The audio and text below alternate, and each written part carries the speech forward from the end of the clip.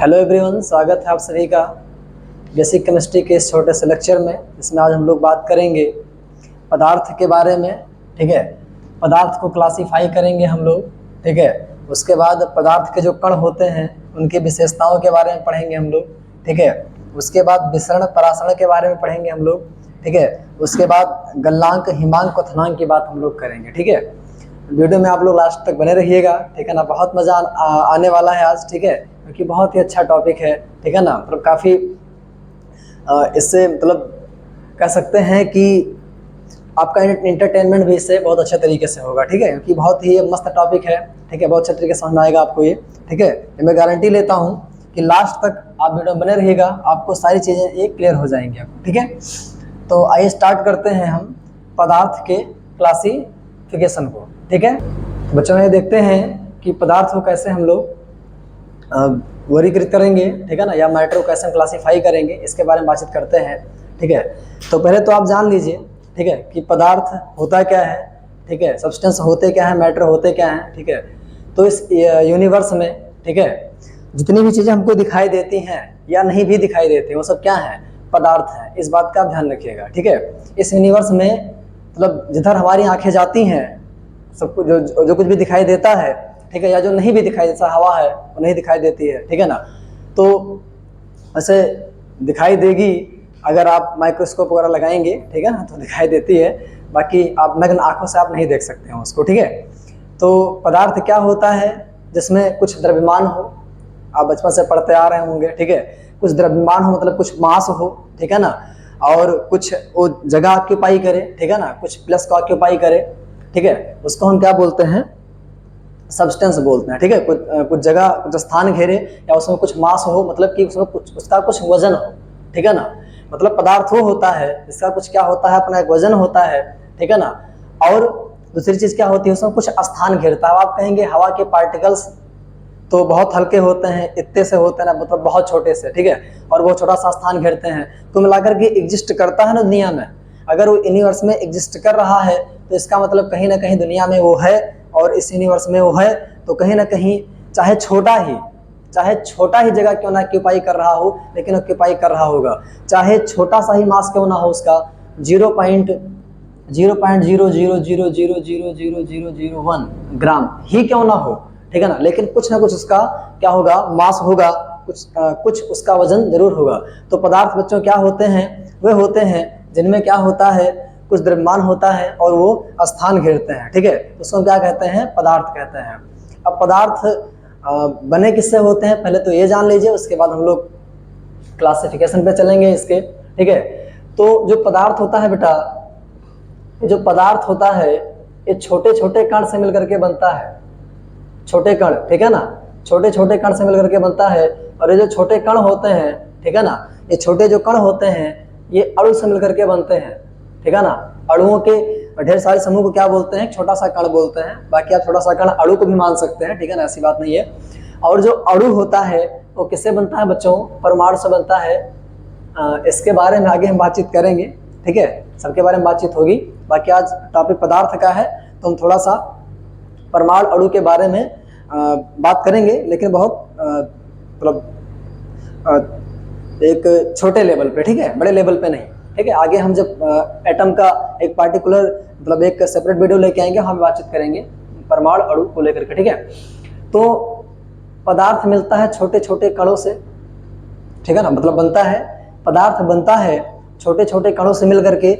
छोटे छोटे कण बनते हैं अणुओं से मिलकर के। वो अणु बना होता है परमाणु से मिलकर के, और परमाणु बना होता है बेटा इलेक्ट्रॉन, प्रोटॉन और न्यूट्रॉन से मिलकर के। ठीक है, इलेक्ट्रॉन की खोज किसने की थी पता होगा। ठीक है ना, थॉमसन थे। ठीक है ना, प्रोटॉन की खोज किसने की थी, रदरफोर्ड थे।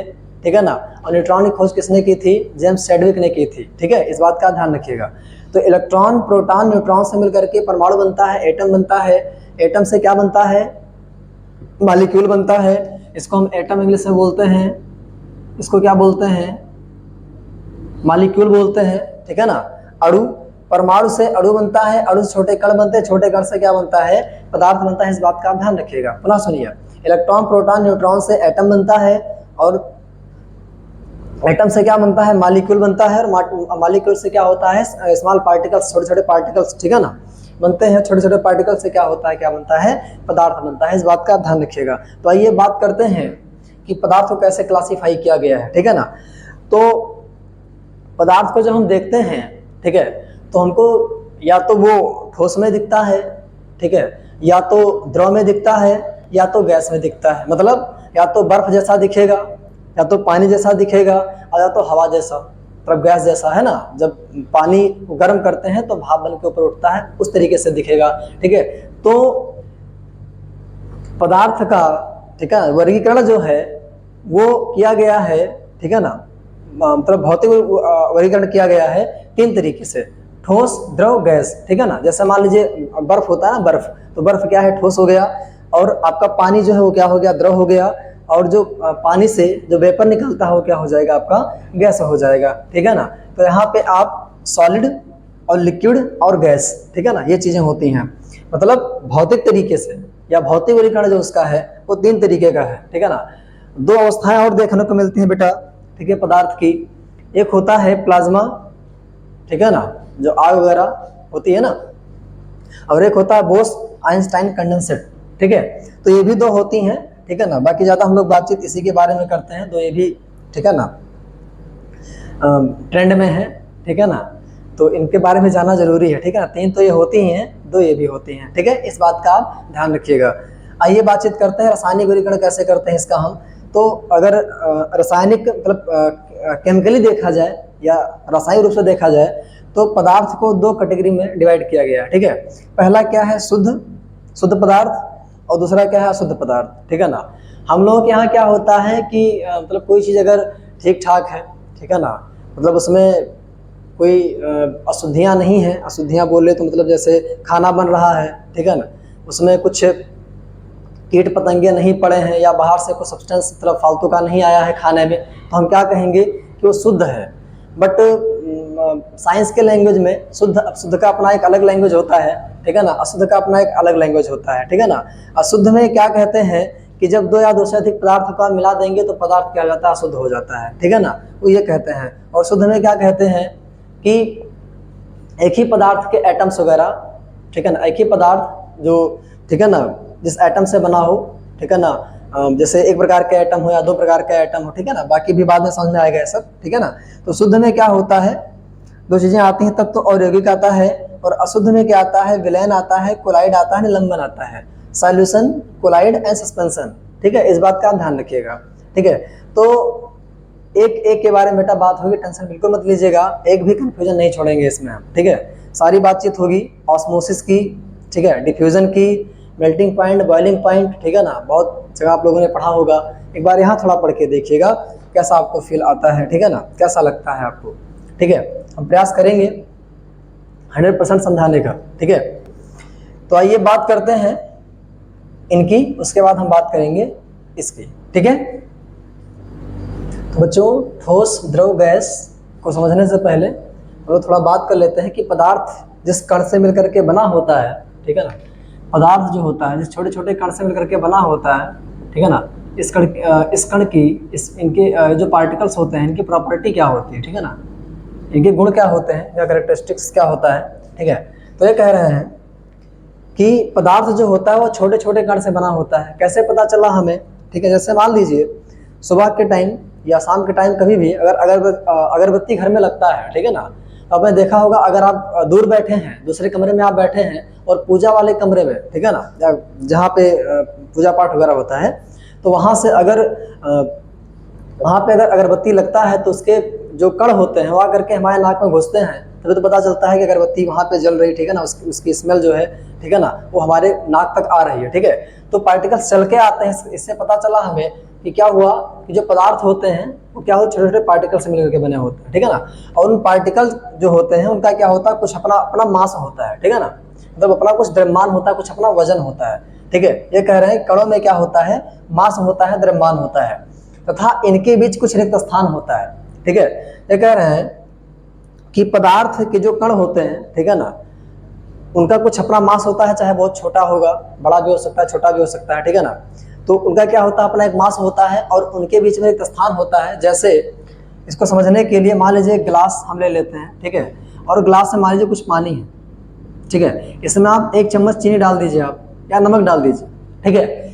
इस ग्लास में यहाँ तक पानी भरा है, ठीक है, यहाँ तक पानी भरा है, इसमें हमने 1 चम्मच क्या डाला है, नमक डाला। मान लीजिए हमने 1 चम्मच नमक डाल दिया, चीनी डाल दिया, इसको हमने मिलाया, तो हम देखेंगे मिलाने के बाद, ठीक है, इसका आयतन नहीं बढ़ेगा, ध्यान रखना, मतलब कि जो पानी इतना ही था तो पानी बढ़ नहीं रहा है, ठीक है ना। नमक को मिलाने के बाद इस पानी का आयतन नहीं बढ़ा, इसका मतलब क्या हुआ कि पानी के अंदर, मतलब पानी जिस पार्टिकल से बना हुआ है उस पार्टिकल के अंदर कुछ रिक्त स्थान रहा होगा, उसी में जाकर के कौन बैठ गया है, ये नमक के जो कण थे जाकर के बैठ गए हैं, इसलिए ये इसका जो लेवल है या वाटर का यहाँ पे जो लेवल है वो बढ़ा नहीं है, यहाँ तक था तो यहीं पे रहा है, ठीक है ना।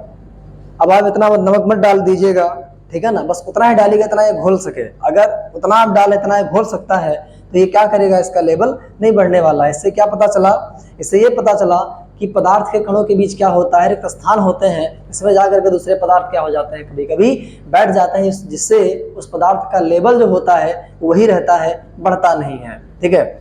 आइए बात करते हैं, कण निरंतर गतिशील रहते हैं, ठीक है ना, पदार्थ के कण जो होते हैं वो गतिशील रहते हैं, ठीक है। अब हम बात करते हैं यहाँ पे, ठीक है, अगर पदार्थ के कण गतिशील ना होते, ठीक है, तो एक कमरे में बन रहा खाने का जो एरोमा है, सुगंध है, स्वाद है, वो दूसरे रूम तक ना आता, ठीक है ना। किचन में पकौड़ी बन रही है जबरदस्त तरीके से, है ना, बढ़िया ब्रेड पकौड़ा नंबर 1 का पकौड़ी बन रहा है, ठीक है ना, क्या पूछना है, ठीक है, मुंह पानी आ गया होगा, तो वहाँ की जो एरोमा है, सुगंध है, वो हमारे नाक तक आ जाती है, ठीक है ना। इसका मतलब क्या हुआ कि पदार्थ के जो कण होते हैं, अरे भाई गैस ही तो है ना, गैस के माध्यम से आई हुई हो, ठीक है ना, तो गैस चल रही है, ठीक है ना, गैस चल रही है तभी तुम्हारे गैस एरोमा को लेके हमारे नाक तक आई, ठीक है ना। तो कण जो है वो क्या है, निरंतर गतिशील है, तभी किचन से जो एरोमा थी, स्वाद था, सुगंध था, वो क्या हुआ, हमारे नाक तक आया। स्वाद नहीं कह सकते, मतलब सुगंध कह सकते हैं, ठीक है ना, एरोमा कह सकते हैं, महक उसका जो होता है, ठीक है। उसके बाद बात करते हैं, पदार्थ के कण अपनी ओर एक दूसरे को आकर्षित करते हैं, समझ में आया। अब इसका एक बड़ा ही अच्छा एग्जाम्पल है, मान लीजिए यहाँ पे नमक का ढेर रखा हुआ है, तो थोड़ा सा नमक यहाँ में रख दिया ला करके, ठीक है, आज हमने यहाँ पे रख दिया, ठीक है। अब ऐसा नहीं है कि इनका मन किया कि भैया यहाँ पे हम चले जाएं, दूसरे दिन हमने देखा कि यहाँ पे पहुँच गए, ऐसा नहीं है, हमने यहाँ पे रखा था, यहीं पे रहेंगे जब तक इसका डिस्टर्ब नहीं करेंगे, ठीक है। इसका मतलब क्या हुआ कि कहीं ना कहीं इनके जो पार्टिकल्स हैं, जो सब्सटेंस है, जो हमने नमक लिया, जो भी लिया, उसके पार्टिकल्स क्या कर रहे हैं, आपस में उसको खींच रहे हैं, ठीक है, जाने नहीं दे रहे हैं, पार्टिकल्स को आपस में बांध के रखे हुए हैं। नहीं तो तुम्हें 2 दिन बाद कुछ टुकड़े यहाँ मिलते और कुछ टुकड़ा यहाँ मिलता, समझ में आ रहा है। तो ये जो अट्रैक्शन होता है ये गैस में कम होता है, ये बात आगे हम करेंगे, और ठोस में ज़्यादा होता है, ठोस में ज़्यादा होता है इसीलिए ठोस बंधे होते हैं, ठीक है ना। ठोस कहीं अगर रखा हुआ है, मान लीजिए मार्कर है, तो इसके पार्टिकल्स जो हैं, इनके पार्टिकल्स के बीच इतना ज़बरदस्त अट्रैक्शन फोर्स है कि आपने रख दिया इनको, 4 दिन बाद आप उठाओगे तो इसे आपको मिलेगा, ऐसा नहीं कि कुछ पार्टिकल भाग के अलग चले गए हैं, ठीक है ना। वो लिक्विड में थोड़ा सा कम अट्रैक्शन होता है, सॉरी माफ कीजिएगा, ठोस में अट्रैक्शन ज़्यादा होता है, लिक्विड में हाँ थोड़ा कम होता है, और गैस में बहुत ही कम होता है। इसीलिए गैस के पार्टिकल क्या करते हैं, बढ़िया से अच्छे से क्या करते हैं, मूव करते हैं, ठीक है ना।